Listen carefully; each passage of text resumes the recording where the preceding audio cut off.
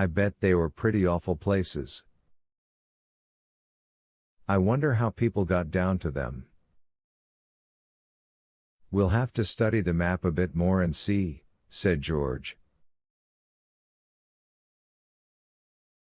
It all looks rather muddled to us at present, but once we take the map over to the castle and study it there, we may be able to make out how to get down to the hidden dungeons.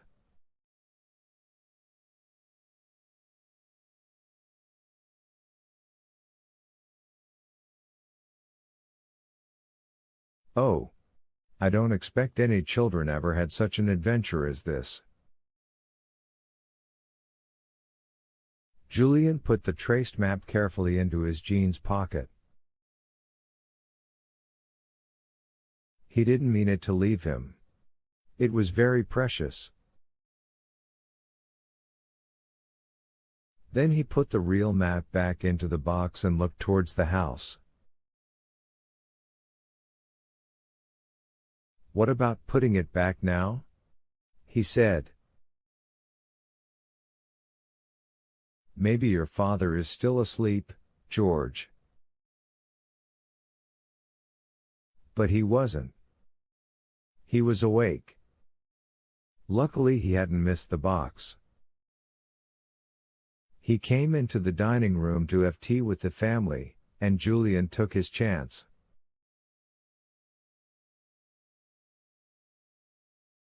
He muttered an excuse, slipped away from the table, and replaced the box on the table behind his uncle's chair.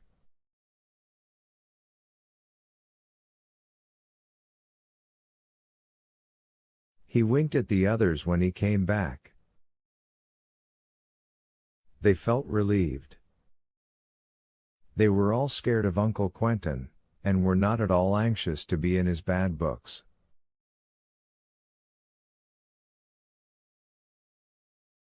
Anne didn't say one word during the whole of the meal.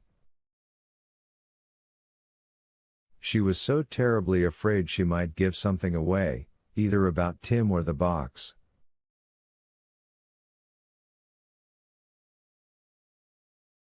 The others spoke very little too. While they were at tea, the telephone rang and Aunt Fanny went to answer it. She soon came back. "It's for you, Quentin," she said. "Apparently the old wreck has caused quite a lot of excitement, and there are men from a London paper who want to ask you questions about it.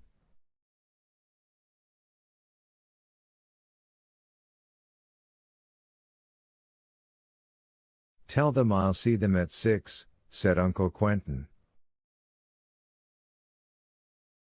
The children looked at one another in alarm. They hoped that their uncle wouldn't show the box to the newspapermen. Then the secret of the hidden gold might come out. "What a mercy we took a tracing of the map," said Julian, after tea.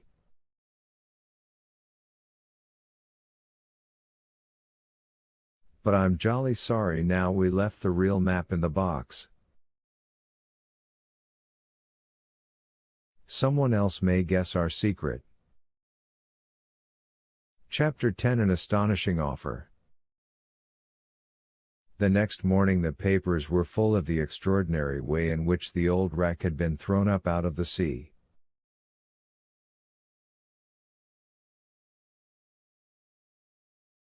The newspaper men had got out of the children's uncle the tale of the wreck and the lost gold, and some of them even managed to land on Kieran Island and take pictures of the old ruined castle.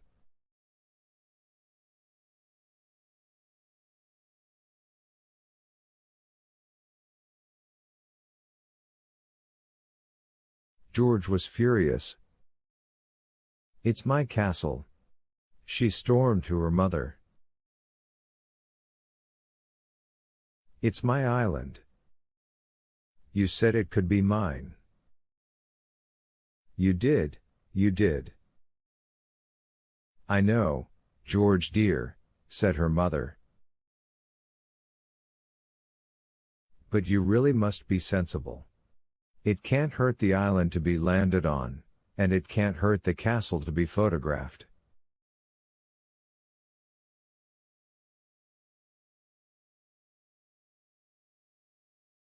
But I don't want it to be, said George, her face dark and sulky. It's mine. And the wreck is mine. You said so. Well, I didn't know it was going to be thrown up like that, said her mother. Do be sensible, George. What can it possibly matter if people go to look at the wreck? You can't stop them. George couldn't stop them, but that didn't make her any the less angry about it.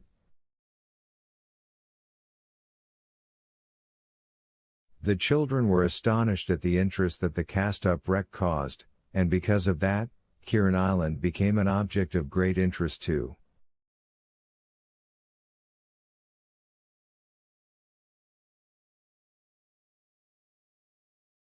Sightseers from the places all around came to see it, and the fishermen managed to find the little inlet and land the people there.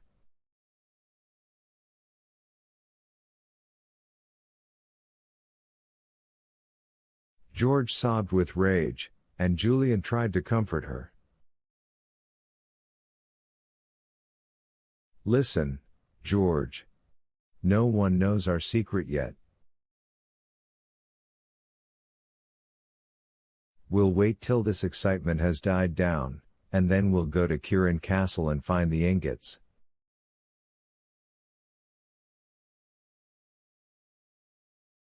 If someone doesn't find them first, said George, drying her eyes.